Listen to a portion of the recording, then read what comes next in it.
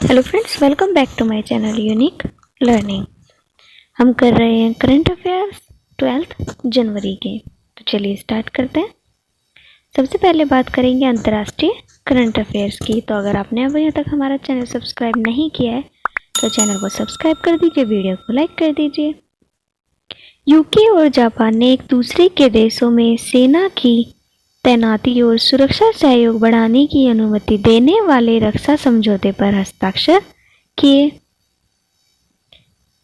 अब बात करते हैं राष्ट्रीय करंट अफेयर्स की। केंद्र सरकार की एकीकृत खाद्य सुरक्षा योजना का नाम प्रधानमंत्री गरीब कल्याण अन्न योजना रखा गया। केंद्रीय कैबिनेट ने जैविक उत्पादों, बीजों और निर्यात को बढ़ावा देने के लिए 3 नई राष्ट्रीय स्तर की बहुराज्य सहकारी समितियों की स्थापना को मंजूरी दी। रुपए डेबिट कार्ड भीम लेन देन को बढ़ावा देने के लिए कैबिनेट ने 2600 करोड़ रुपए की मंजूरी दी। आरआरआर फिल्म के नातू नातू गीत ने सर्वश्रेष्ठ मूल गीत श्रेणी में पहला गोल्डन अवार्ड जीता। अगरतला में school of logistics, waterways and communication का उद्घाटन किया गया। अब अगर हम बात करें खेल कूद current affair, FIH mains world cup hockey 2023 Odisha में बारावती स्टेडियम में उद्घाटन समारोह के साथ शुरू हुआ। स्वास्तिका घोष विश्व टेबल टेनिस चैंपियनशिप के लिए क्वालीफाई करने वाली चौथी भारतीय बनी। आर्थिक करंट अफेयर, ऑटो डीलरों का कौशल बढ़ाने के लिए मेटा ने federation of automobiles dealers association के साथ साझेदारी की। विश्व बैंक के नवीनतम आर्थिक अपडेट ने कहा है कि भारत की आर्थिक वृद्धि अगले वित्तीय वर्ष में धीमी होकर 6.6% हो जाएगी, जो चालू वर्ष में अनुमानित 6.9% थी। भारत का शुद्ध प्रत्यक्ष कर संग्रह 10 जनवरी तक 12.31 लाख करोड़ रुपए था, जो 2022-23 के लक्ष्य का लगभग 87% था। अब थोड़ा क्वेश्चंस में देख लेते हैं। राष्ट्रीय विज्ञान दिवस 2023 का थीम क्या था? तो इसका थीम है global science for global wellbeing.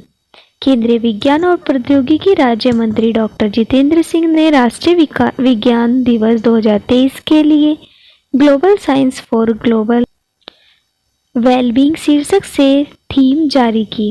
राष्ट्रीय विज्ञान दिवस NSD 1986 से रमन प्रभाव की खोज के उपलक्ष्य में हर साल 28 फरवरी को मनाया जाता है। इस दिन सर CV रमन ने रमन प्रभाव की खोज की थी। नेक्स्ट है centralised receipt and processing centre यानी कि CRPC और इंटीग्रेटेड ओम्बड्समैन स्कीम किस संस्था से संबंधित है? भारतीय रिजर्व बैंक। भारतीय रिजर्व बैंक ने हाल ही में 2021-22 के लिए लोकपाल योजनाओं की वार्षिक रिपोर्ट जारी की। Centralised receipt and processing centre की स्थापना RBI ने इंटीग्रेटेड ओम्बड्समैन स्कीम 2021 के तहत की थी। रिपोर्ट के मुताबिक साल 2021-22 के दौरान ओम्बड्समैन स्कीम्स या consumer education and protection cell को मिलने वाली शिकायतों की संख्या में 9.39% की बढ़ोतरी हुई है। रिपोर्ट्स के अनुसार भुगतान के डिजिटल तरीकों और लेन देनों से संबंधित शिकायतों की संख्या सबसे अधिक थी। स्वदेश दर्शन 2.0 योजना के तहत चयनित कुमारकोम और बेपोर किस राज्य में स्थित है? केरल में। स्वदेश दर्शन 2.0 योजना के तहत केरल के कोट्टयम में कुमारकोम और कोझिकोड में बेपोल को विकास के लिए चुना गया है। ये 2 स्थान पर्यटन मंत्रालय की योजना के तहत चुने गए 19 राज्यों और केंद्र शासित प्रदेशों के 34 अन्य स्थलों में से है। स्वदेश दर्शन योजना 1.0 के हिस्से के रूप में केरल में इको सर्किट, आध्यात्मिक सर्किट, ग्रामीण सर्किट के तहत घोषित कई स्थान हैं। किस संस्था ने ABPMJAY के तहत अस्पताल के प्रदर्शन को मापने और ग्रेड देने के लिए एक नई प्रणाली शुरू की? NHA ने, यानी कि राष्ट्रीय स्वास्थ्य प्राधिकरण। NHA आयुष्मान भारत प्रधानमंत्री जन आरोग्य योजना के तहत अस्पताल के प्रदर्शन को मापने और ग्रेड देने के लिए एक नई प्रणाली शुरू कर रहा है। नई पहल मूल्य आधारित देखभाल की अवधारणा को पेश करेगी, जहां भुगतान परिणाम आधारित होगा और प्रदान किए गए उपचार की गुणवत्ता के अनुसार प्रदाताओं को पुरस्कृत किया जाएगा। मरीजों को उनके स्वास्थ्य में सुधार करने में मदद करने के लिए प्रदाताओं को पुरस्कृत किया जाएगा। हाल ही में खबरों में रहा भितरकनिका राष्ट्रीय उद्यान किस राज्य या केंद्र शासित प्रदेश में स्थित है? तो ये है ओडिशा में। ओडिशा में स्थित भितरकनिका राष्ट्रीय उद्यान में पक्षियों की संख्या पिछले वर्ष 1,38,107 की तुलना में इस वर्ष बढ़कर 1,39,959 हो गई है। पिछले वर्ष की तुलना में जहां पक्षियों की संख्या में वृद्धि हुई है, वहीं प्रजातियों की विविधता में कमी आई है।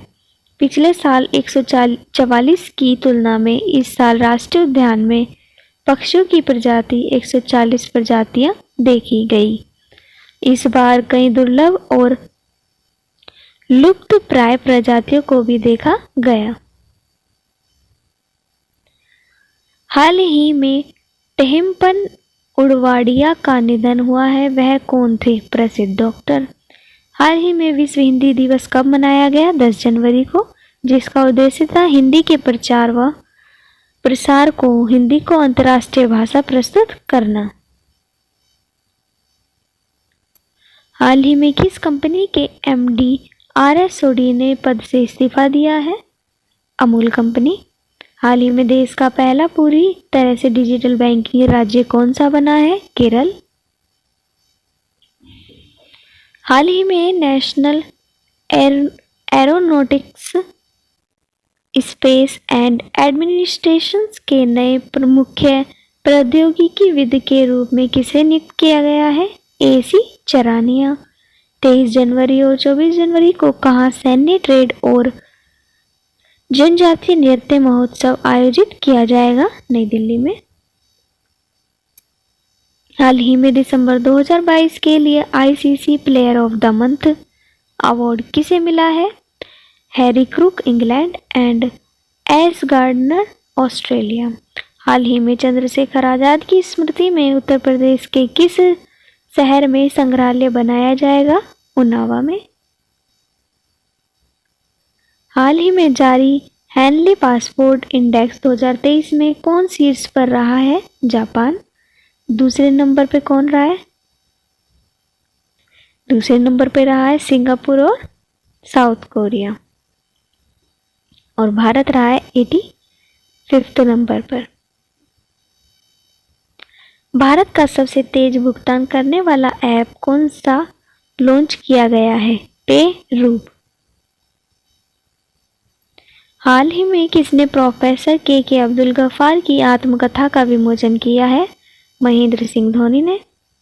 हाल ही में भारत और किस देश ने यंग प्रोफेशनल्स स्कीम प्रारंभ की है? ब्रिटेन।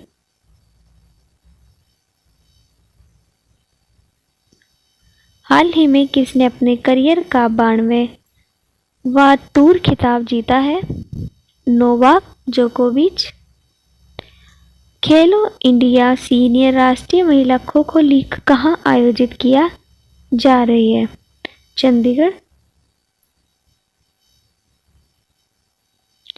हाल ही में किस देश के पूर्व और अंतिम राजा कॉन्स्टेंटाइन का निधन हुआ है? ग्रीस। किसे हाल ही में जयपुर फिल्म फेस्टिवल में लाइफ टाइम अचीवमेंट अवार्ड से नवाजा गया है? अपर्णा सेन। हाल ही में किस राज्य के जागा मिशन के यूएन हैबिटेट का वर्ल्ड हैबिटेट अवार्ड 2023 जीता है? उड़ीसा। 2023 तक उड़ीसा को झुग्गी झोपड़ी से मुक्त बनाना है, ये इसका मिशन है।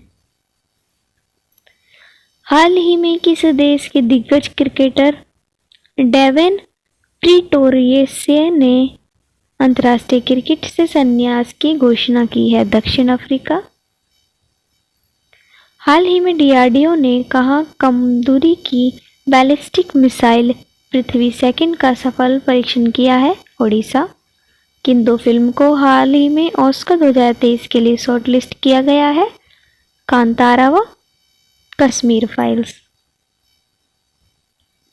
किस राज्य के राज्यपाल ने हाल ही में महिलाओं के लिए सरकारी नौकरी में 30% आरक्षण को मंजूरी दी है? उत्तराखंड। हाल ही में आई रिपोर्ट के अनुसार 2022 में भारत का सबसे प्रदूषित शहर कौन सा रहा है? दिल्ली। दिल्ली पहले नंबर पे रहा है, एक सेकंड, दूसरे नंबर पे रहा है गाजियाबाद और तीसरे नंबर पे रहा है फरीदाबाद।